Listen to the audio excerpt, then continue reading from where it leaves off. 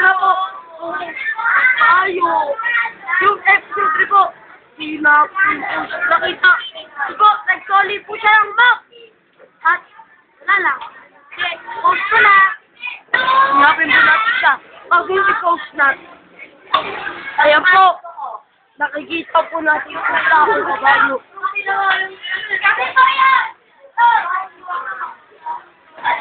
Mga tambayers, andyan na po.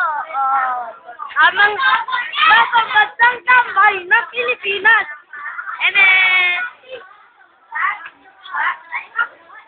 yan, nakita po natin na pagbansang tambay. Yan po, ang saong kabayo naman. So, upang sila. Aray! Natama po ako sa rizin. Ang hapde! Aba! May namataan po tayo. Pupas ka nga po lang. Akong pali. Ay, hindi. Nawala. Alam ko na, ano yun siya? Mag-toothpaste ka nga. Ito po. May namata po tayo dito sa Kaniban. Ay, kasabihin. Post mo natin, post mo. Ay, pag sinabi ko.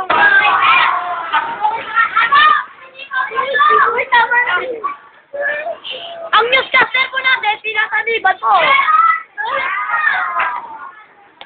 Piwet!